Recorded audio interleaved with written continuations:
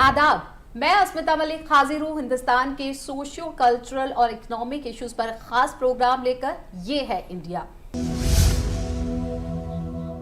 हमारे इस खास प्रोग्राम में आज बात भारत सरकार के पोषण पखवाड़ा और इंटरनेशनल ईयर ऑफ मिलेट्स की मलन्यूट्रिशन और एनीमिया को कम करने के मकसद से साल 2018 से हमारे देश में पोषण कैंपेन चलाया जा रहा है।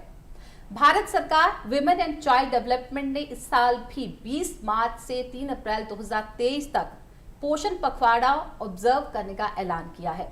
साथ ही श्री अन्न या मिलेट्स यानी मोटे अनाज को अडॉप्ट करने और पॉपुलराइज करने के भी कई अहम कैंपेन चल रहे हैं।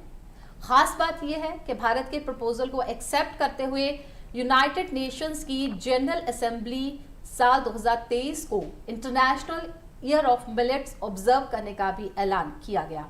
तो क्या है भारत सरकार का मिशन सक्षम आंगनबाड़ी और पोषण 2 और इंटरनेशनल ईयर ऑफ मिलेट्स का क्या है मकसद? इसी पर बात करने के लिए हमारे साथ स्टूडियो में मौजूद हैं 3 खास मेहमान। Ministry of agriculture and farmers welfare में डिप्टी कमिश्नर आदाब डॉक्टर महराज शेख,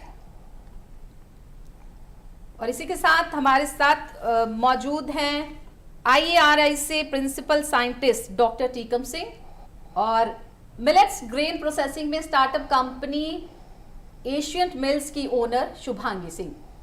नमस्कार। आप तीनों का हमारे इस खास प्रोग्राम में वेलकम है। डॉक्टर महराज, पिछले कुछ दिनों में हमारे प्राइम मिनिस्टर जी ने भी इसके बारे में बहुत बातचीत की थी और अभी हम देख रहे हैं बहुत सारे इवेंट्स ऑर्गेनाइज हो रहे हैं, जैसे आप कह रहे हैं कि मिलेट्स को प्रमोट करने के लिए। लेकिन अगर आज हम देखते हैं वर्ल्ड लेवल पे वीगनिज्म को स्लोली है बट एक्सेप्ट कर रहे हैं लोग हाई प्रोटीन डाइट के तौर पर, तो यानी एक बहुत ही गोल्डन अपॉर्चुनिटी, आपने भी इसका जिक्र किया। तो उसके लिए किस तरह की प्लानिंग है कि वर्ल्ड लेवल पे इसको उस तरह से प्रोडक्शन हो जिसमें मुझे लगता है हमारे मुल्क का बहुत बड़ा रोल, बहुत इंपॉर्टेंट रोल प्ले हो सकता है? मैडम जी, इसके अंदर सिंपल वे में देखा जाए तो 2-3 सिंपल रास्ते हैं कि वर्ल्ड लेवल पे इसका प्रोडक्शन कैसे बढ़ सकता है। पहले तो हमको इस साल पूरी मेहनत करनी है। स्टार्टअप्स अपनी मेहनत कर रहे हैं, फूड प्रोसेसिंग यूनिट अपनी मेहनत कर रहे हैं। इसमें से हम ये साबित कर दें कि इसका कंज्यूमर्स जो है वो कंज्यूमर्स इसकी तरफ अट्रैक्ट हो जाए। जब कंज्यूमर इसकी तरफ अट्रैक्ट होगा, जैसे डॉक्टर साहब ने कहा, तो फिर बाजार मूल्य उसका और बढ़ जाएगा। बाजार मूल्य बढ़ने के बाद फिर इंटरनेशनल लेवल पे ये ईयर मतलब सेलिब्रेट हो रहा है, ना कि खाली भारत में हो रहा है।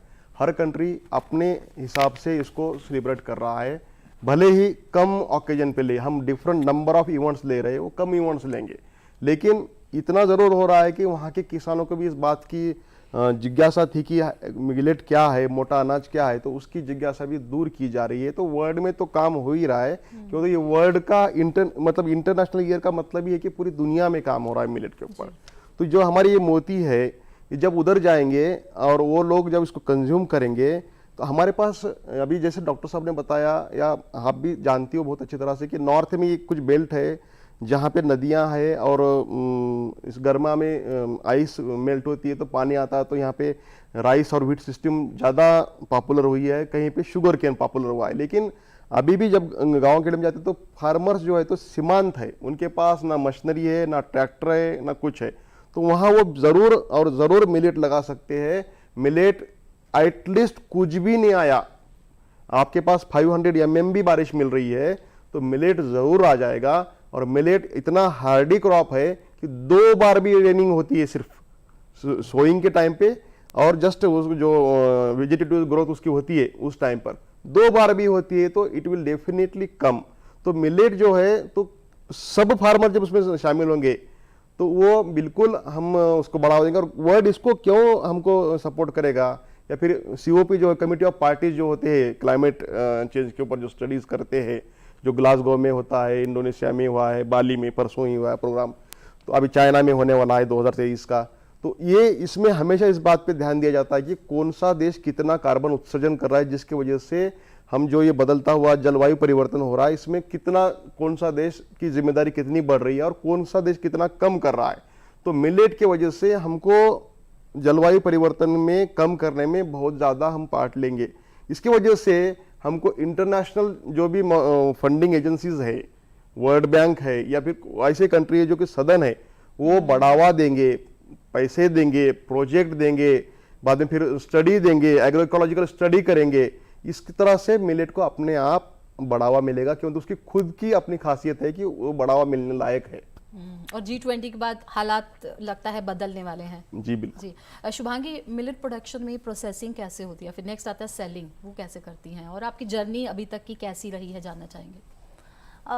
शुरुआती तौर पे मिलेट की प्रोसेसिंग के बारे में फार्मर्स को ही एक नॉलेज होती थी, जहाँ पे हमें एक खेत लेवल पे जाके समझना पड़ता था कि कैसे मिलेट्स को ये उगा रहे हैं, क्योंकि ओवर द टाइम धीरे धीरे जो है प्रतिक्रिया सारी चेंज हो गई।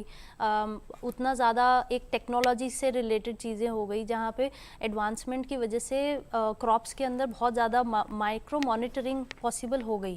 तो वो चीज़ें बहुत आसान रही इनिशियल लेवल पे, मगर फार्मर्स को माइंडसेट जो है, मानसिकता बदलने में सबसे ज़्यादा टाइम लगा, जहाँ पे हमें उनके साथ ही रहकर उन्हें समझाना पड़ा, खेत में जाके उन्हें बताना पड़ा कि आप इनसे बेहतर क्यों कर सकते हैं।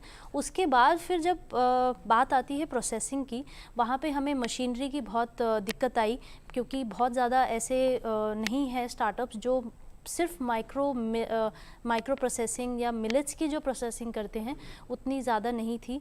मगर धीरे धीरे फिर वो भी डेवलप होना शुरू हुआ 2018 से। जैसे हमने आपने बताया कि हमने देश लेवल पे जब मिलेट्स को बनाया था, तब इसकी अवेयरनेस इंक्रीज़ होनी शुरू हुई और धीरे धीरे एडवांसमेंट ऑफ मशीन्स भी आने लग गई। तो उसके बाद ये एक जर्नी थी जहाँ पे बहुत ही आसान रहा ये समझना कि मिलेट्स को एक A लेवल से B लेवल कैसे ले जाया जाए, क्योंकि आपने जैसे वीगनिज़म कहा, वैसे ग्लूटेन फ्री एक बहुत बड़ी समस्या थी, जहाँ पे डायबिटीज़ फ्रेंडली प्रोडक्ट्स की रिक्वायरमेंट थी। तो बहुत ही आसानी से उस मार्केट में हम लोग बता पाए कि ग्लूटेन फ्री और नेचुरली ऑर्गेनिकली ग्रोन भी हैं और आपके वीगन डाइट के अंदर आ सकते हैं और प्लांट बेस्ड हैं। तो वहाँ पे शिफ्ट होना लोगों को बहुत ज़्यादा मुश्किल नहीं रहा, बट टेस्ट पैलेट के अंदर हमें वैल्यू एडिट में आना पड़ा, जहाँ पे ये बहुत अच्छा रहा कि हम धीरे धीरे ऐसी चीज़ें बना पाए, जैसे IMR और बहुत सारी ऐसी CFTRI, निफ्टम, बहुत सारी ऐसी इंस्टीट्यूट्स हैं जिनके साथ जुड़कर ये काम किया जा सकता है कि आज के ज़माने का खाना और मोटे अनाज से मगर ट्रेडिशनली कैसे बनाया जाए, वो हमने सीखा। और आज के टाइम पे ऑलमोस्ट 100 से ज़्यादा प्रोडक्ट्स हैं जो आसानी से आपको मार्केट में मिल सकते हैं, आपके जो भी चॉइस है उसके हिसाब से। तो ये जर्नी एक बड़े ही इंटरेस्टिंग रही और बहुत पैशनेटली हम लोगों ने इसको फॉलो किया। और जितने भी आप मिलेट स्टार्टअप्स अगर देखते हैं तो वो उन्होंने कहीं ना कहीं एक छोटे से शुरुआत किया था और वहीं धीरे धीरे इस स्टेप को आगे लेते गए और बहुत अच्छे इनोवेशंस कर रहे हैं। अब मिलेट्स की क्या नहीं बन पा रहा है, आप आइसक्रीम देखिए, आप चाय देखिए, आप केक्स देखिए, बेकरी सेगमेंट, आप कोई ऐसी चीज़ नहीं है जहाँ पे आप मिलेट्स को नहीं देख सकते आगे आने वाले फ्यूचर में। इवन म्यूज़लीज़, आप सुबह म्यूज़लीज़ खाते हैं या रस्क खाते हैं, उसमें भी आप मिलेट्स को आगे आते हुए देखेंगे। जी आपने इतनी स्वीट बातें बताई हैं कि मिलेट्स को देखने का नज़रिया मुझे लगता है व्यूअर्स में से बहुतों का चेंज हो जाएगा। तो रबी और खरीफ क्या दोनों कैटेगरी में फिट होते हैं? और सेकेंडरी जानना चाहूँगी, आजकल लोग इतने बिजी हैं, रेडी टू ईट्स चाहिए होता है उनको जी, तो वो कैसे आप उसको फिट करती हैं? जी, आजकल जैसे इंस्टेंट आपको फूड चाहिए होता है, प्री मिक्सेस चाहिए होते हैं, बहुत ही आसानी से आजकल हलवा मिक्स, इडली प्रीमिक्स, इडली डोसा दोनों का, या फिर आपको जैसे अगर आपको खिचड़ी मिक्स चाहिए, आपको नहीं पता कितनी दाल कौन सी डालनी चाहिए या फिर इसको चावल के बिना कैसे बनाया जाए, उसके भी प्रीमिक्सेस अवेलेबल है। और फिर कुछ ऐसे स्टार्टअप्स हैं जो कि बिल्कुल ही आपको रेडी टू ईट, आप अगर जैसे मैंने आपको पहले भी बताया था कि क्विक अगर आपको जाना है घर से बाहर, आपने ब्रेकफास्ट स्किप कर दिया, तो एनर्जी बार्स हैं जो इंस्टेंट है, आप खोलें और कभी भी खा लें, ऑन द गो खा लें, बाइक पे चलाते हुए भी आप खा सकते हैं। तो ऐसे इंस्टेंट प्रोडक्ट्स बहुत ज़्यादा अवेलेबल है। आपको पोहा पसंद है, पोहा है, बिसी बिली भात है, इंस्टेंटली आप फाड़िए, उसमें चीज़ें मिलाइए जैसे पानी या तेल या तड़का, एंड उसको कुकर कर दीजिए, या फिर नॉर्मल 1 मिनट कुक, या इवन गर्म पानी डाल के जैसे चीज़ें बनती हैं वो भी प्रोडक्ट्स अवेलेबल हैं। तो आसान से आसान चीज़ें अब अवेलेबल हैं मिलेट्स की। आप कहीं पे भी जाके अगर मिलेट को सर्च करते हैं तो आपको कोई ना कोई ऐसा स्टार्टअप ज़रूर मिलेगा जिसकी एक फोर्टे है और वो उस चीज़ को बना रहे हैं। यानी टेस्ट भी और हेल्थ भी, बिल्कुल जिस तरह से आपने बताया। डॉक्टर बहराज, अभी तो सिर्फ गेहूं और अनाज की हम बात कर रहे हैं, लेकिन एक और चैलेंज भी है हमारे सामने, वाइट फ्लोर यानी मैदा, जो सबसे ज़्यादा हार्मफुल है हमारी हेल्थ के लिए। और उसके तो कितने प्रोडक्ट्स हैं, नाम बताने की ज़रूरत है, बहुत ही कॉमन है आज, बच्चा भी उसका इतना उसको पसंद करता है। तो ऐसे में मिलेट्स को थोड़ा सा उसके ऊपर और लेकर आना, तो क्या ये थोड़ा मुश्किल हो सकता है? मैडम, मुश्किल हमने कर दिया है, मुश्किल हो नहीं सकता है। हमने समझ लिया कि मुश्किल है, क्यों तो हमने जो फूड हैबिट है हमारी ऐसे बना ली है कि जो हमको टेस्टी लगे, बस उसको ये नहीं देखा जा रहा है कि डाइजेस्टिव सिस्टम पे कितना हार्मफुल है, किडनी को कितना हार्मफुल है, या फिर आपके जो आंत है उनको कितना हार्मफुल है, फिर आपकी जो एलडीएल जो बढ़ा रही है वो लो डेंसिटी लिपिड, कुछ भी हम नहीं देख रहे हैं। हम यही देख रहे हैं कि हमारे को टेस्ट कैसे लग रहा है। लेकिन जिस तरह से स्टार्टअप आगे आ रहे हैं, जिस तरह से मैडम बता रही थी कि टेस्ट जो है, वैल्यूएडिशन जो है इतना अच्छा हो गया है कि आप एनर्जी बार भी लेके खा सकते हैं।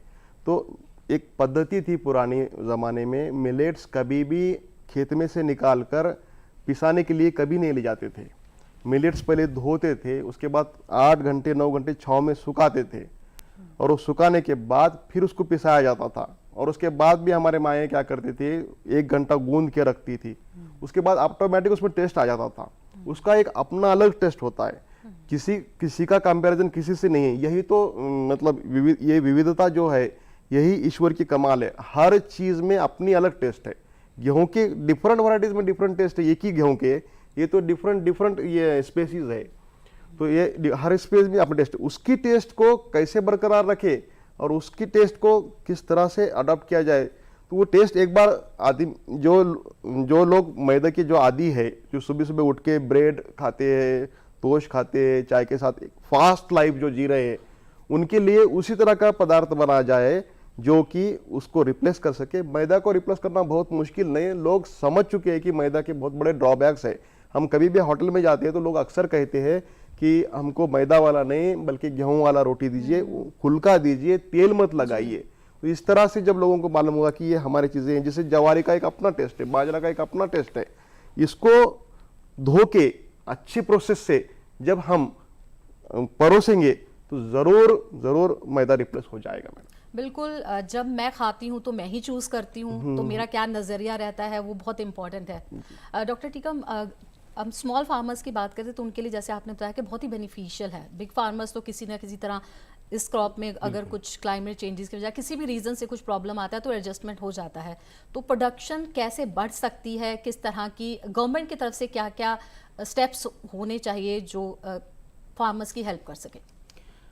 देखिए, मिलेट्स का जहाँ तक प्रोडक्शन की बात है, किसान भाई जनरली जो मिलेट्स हैं, मिलेट्स को ग्रो करते हैं, जो अपनी जो अनफर्टाइल सोइल्स होती हैं जिनमें दूसरी कोई फसल नहीं उग जाती, उनको वहाँ दाना बिखेर देते हैं। तो इस वजह से हमारे जो देश में जो मिलेट्स का उत्पादन है वो थोड़ा कम है। तो इसको हमें साइंटिफिक तरीके से इनकी खेती करनी चाहिए। इनकी जो संशोधित जो पैकेज और प्रैक्टिसेस बनाई गई हैं हर एक रीजन के लिए है, उस हिसाब से इनको बोना है। और इनके अंदर माना कि इनको कम फर्टिलाइज़र की ज़रूरत है, उर्वरक की कम ज़रूरत पड़ती है, लेकिन हमें उनको उनकी जितनी आवश्यकता है उतना हमें देना है, तो इससे इसका उत्पादन बढ़ेगा। दूसरा, जहाँ तक गवर्नमेंट की जहाँ बात आती है कि गवर्नमेंट का इंटरवेंशन कहाँ होना चाहिए इनके उत्पादन को बढ़ाने में, तो जैसा मैंने पहले भी कहा कि इनके जो बीज हैं, जो हमारे कई जो भारतीय मिलेट अनुसंधान संस्थान है हैदराबाद में, वहाँ से कई इसकी वैरायटियाँ निकली हैं, उन वैरायटीज़ के जो सीड्स हैं वो किसान तक पहुंचने चाहिए। और भी कई हमारी जो स्टेट एग्रीकल्चर यूनिवर्सिटीज़ हैं वो डेवलप कर रही हैं। तो जो सीड की जो गुणवत्ता है, वो गुणवत्ता वाला सीड किसान को अगर मिलेगा और तो निश्चित रूप से इसकी जो उत्पादकता है वो बढ़ेगी। और हमें इन मिलेट्स को जो हमारा जो वैज्ञानिक जो पद्धति है उसके हिसाब से हमें इनको लगाना है, तो निश्चित रूप से इनका उत्पादन बढ़ेगा। जी डॉक्टर मेहराज, बहुत बार ऐसा होता है कि जो फार्मर्स हैं हमारे, उनको थोड़ा सा टेक्निकल साउंड करने के लिए बहुत सारे ट्रेनिंग मिशंस भी चलते हैं गवर्नमेंट की तरफ से। तो अगर वो मिलेट्स के प्रोडक्शन के लिए और अवेयर हो और इंटरेस्ट डेवलप हो उनमें, तो इसके लिए सरकार की तरफ से किस तरह की प्लानिंग है? बहुत अच्छा सा सवाल पूछा आपने। तो सरकार इसके लिए हर हेक्टेयर के लिए 6,000 रुपये दे रही है। जो भी फार्मर आगे आए और डेमोन्स्ट्रेशन दे कि हम ज्वार लगा रहे, हम बाजरा लगा रहे, हम रागी लगा रहे, हम फॉक्स मिलेट, फिर बाद में फिर आपके फिंगर मिलेट है, बाद में फिर कोडो मिलेट है, हिमालयन मिलेट है, फिर ये जो सारे मिलेट है, जो भी फार्मर लगाना चाहता है, गवर्नमेंट उस डेमोन्स्ट्रेशन प्लाट को पर हेक्टर 6,000 रुपये पहले से ही दे रही है, पहले ही मुकर्रर किया गया है। तो इसमें फार्मर को आगे आना है, एक सीजन का क्रॉप लेना है, जो क्रॉप की 3 से 4 महीने का रहेगा उस क्रॉप को लेना है, और 6,000 रुपये तो ऐसे ही मिलने वाले हैं। और उसके बाद आपका डेमोन्स्ट्रेशन होने वाला है, तो सारे लोगों को एक अवेयरनेस मिलेगा। तो गवर्नमेंट यही चाहती है कि इस तरह से फार्मर मोटिवेट हो।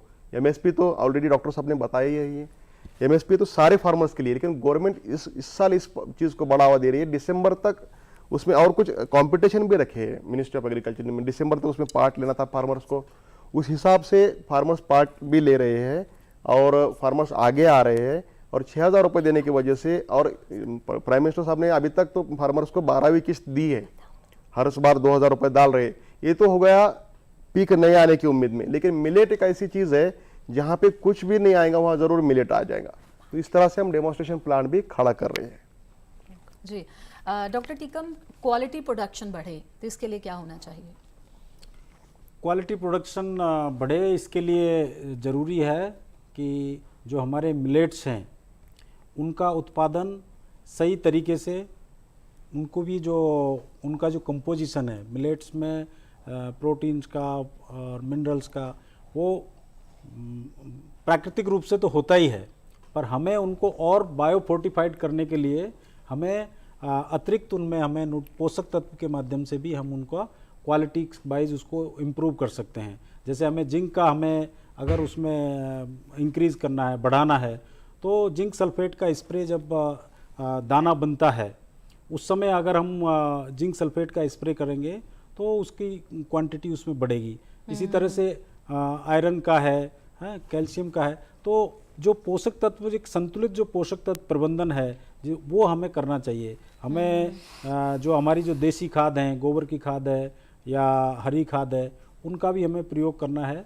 तो ये सब जब समन्वित पोषक तत्व प्रबंधन होगा तो जो पौधा है उसकी बढ़वार अच्छी होगी और उससे हमें उच्च गुणवत्ता वाला उत्पाद हमें प्राप्त होगा। फार्मर्स को कौन से स्टेप लेने चाहिए कि प्रोडक्शन उनका क्वालिटी वाला रहे?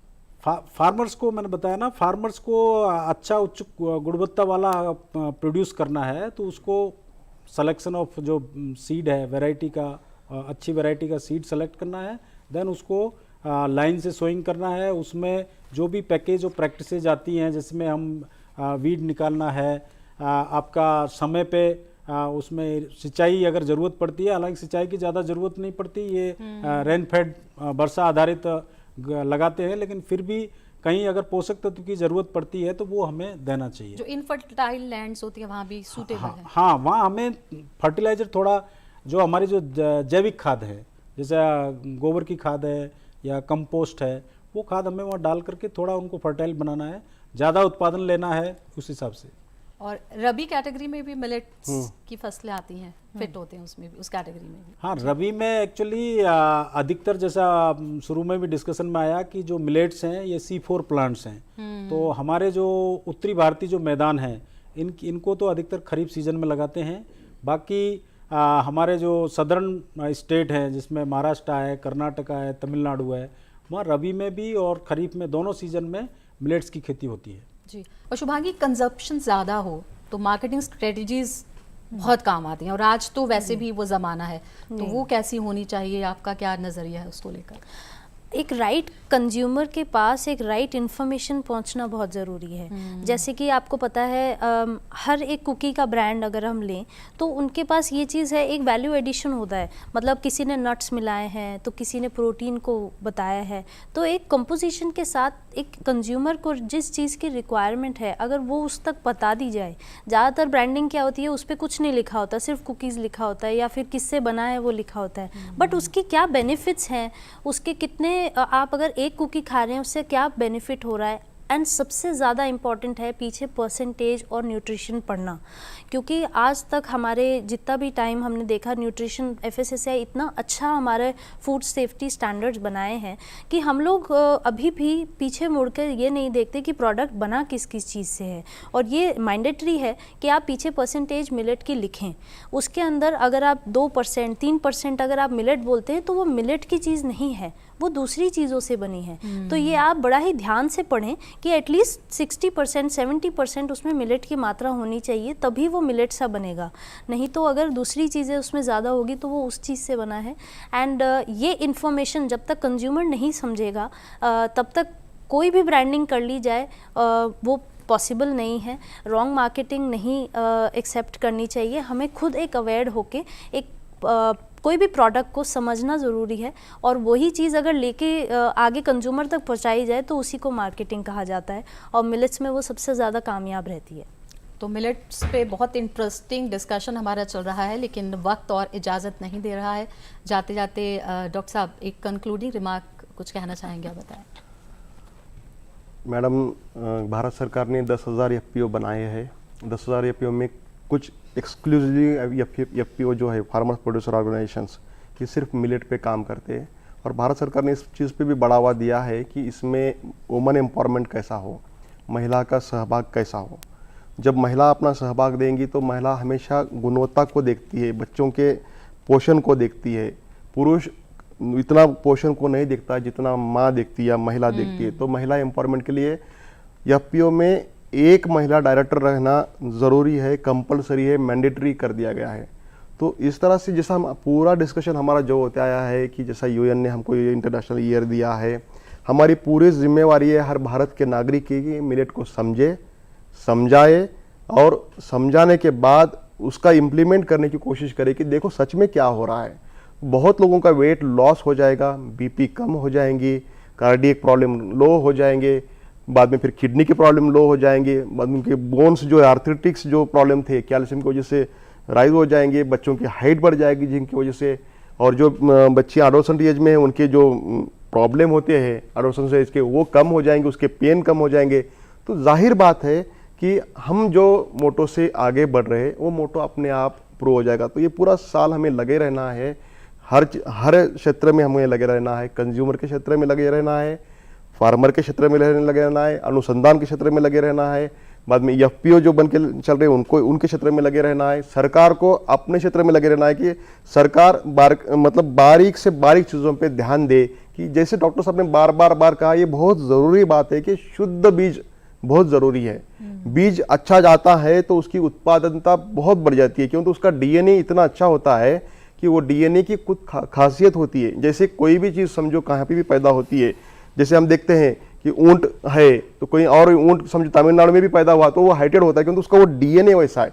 भले ही वो उतना सशक्त ना हो जितना कि पहाड़ी एरिया में होता है, लेकिन वो ज़रूर उतनी हाइट का उतने रेंज का बन जाएगा। तो इसलिए शुद्ध बीज जो है उसके तरफ बहुत कॉन्सेंट्रेशन से सबको देखना है, सारे स्टेट गवर्नमेंट को देखना है, तो बाद में जो ब्लॉक के एग्रीकल्चर ऑफिसर है, जो विलेज लेवल के जो एग्रीकल्चर असिस्टेंट है, इनको भी फार्मर के क्षेत्र तक इसको पहुंचाना है कि आपको शुद्ध बीज और इस बीज की क्या रिक्वायरमेंट है, उर्वरक की, उसका ड्यूरेशन क्या है, वाटर रिक्वायरमेंट क्या है, और सॉइल की भी रिक्वायरमेंट क्या है। तो इस तरह से फार्मर भी कंफ्यूज नहीं होंगे, फार्मर को भी इनकम मिलेगा, और जो हमारा शासन का मोटो है भारत सरकार का वो पूरी तरह से ये हो जाएगा। और हम इस तरह में कामयाब रहे तो हमारे लिए एक इंटरनेशनल डे ऑफ मिलेट भी मिल जाएगा। जी, और डॉक्टर टीकम आप क्या कहना चाहेंगे? बिल्कुल, मैं तो कहना चाहूँगा कि किसान भाइयों को अपने जो क्रॉपिंग सिस्टम जो अपना रखे हैं उनमें मिलेट्स को समावेश करें। अंतर शस्य के रूप में करें या आपके मिक्स फार्मिंग के माध्यम से करें, मिलेट्स को ज़रूर अपने खेतों में अगर किसान भाई इनको लगाएंगे तो वो उगाएंगे तो घर पे मिलेट्स आएगा तो उनके भोजन में भी, आहार में भी वो जाएगा, और जिससे जो डॉक्टर साहब ने भी बताया बहुत सारी जो बीमारियां हैं उनसे हमें निजात मिलेगी और हमारा जो भारत देश है वो एक स्वस्थ भारत देश बनेगा। शुभांगी, आपका रिमार्क। क्योंकि मैं एक मिलेट बेस्ड खान पान के उसमें आती हूँ, तो मैं चाहूँगी सब लोगों को एटलीस्ट कोई एक मील आपके प्लेट पे ज़रूर मिलेट की होनी चाहिए। पूरे दिन में एक ही चीज़ खाएं मगर मिलेट की एटलीस्ट ऐड करें। हो सकता है आपके आसपास ना हो या मिल नहीं पा रहा हो, आजकल ऐसी दिक्कत नहीं है, ऑनलाइन बहुत चीज़ें मिलती हैं। और एक्सपेरिमेंटेशन आप क्योंकि जो देख रहे हैं उनको पता है कि अब प्रोडक्ट्स मिल रहे हैं, मगर उस पर एक्सपेरिमेंट जब तक हम नहीं करेंगे, हो सकता है आप जो फेस्टिवल आ रहे हैं उसके अंदर ऐड कर सकें उसको, या एक घर में एक पोषकता के साथ साथ आप उसको और कैसी नई चीज़ें बना सकते हैं उस पर ट्राई करें। क्योंकि आजकल मतलब बच्चे भी पोहो से आजकल वॉफल्स बनाते हैं, पैनकेक्स बनाते हैं, आप कोडो की बिरयानी बना सकते हैं। ऐसी बहुत चीज़ें हैं जिससे आप इनोवेशन कर सकते हैं। तो मैं सबसे यही चाहूँगी एटलीस्ट 1 मील अ डे। जी, बहुत अहम जानकारियाँ आपसे मिली, बहुत ही इंटरेस्टिंग जानकारियाँ आपसे मिली। आप तीनों का बहुत बहुत शुक्रिया हमें वक्त देने के लिए। तो उम्मीद करते हैं कि हमारी ये ख़ास पेशकश आपको बहुत पसंद आई होगी। अब मिलेट्स आपकी फूड प्लेट का हिस्सा ज़रूर होंगे। हमारी इस खास पेशकश में फिलहाल इतना ही। हमारा प्रोग्राम आपको कैसा लगा इस पर आप अपनी राय दे सकते हैं। इसके लिए हमारा ईमेल आईडी है ddurduspecials@gmail.com। इसके साथ ही हमारी पूरी टीम को दीजिए इजाजत। आदाब।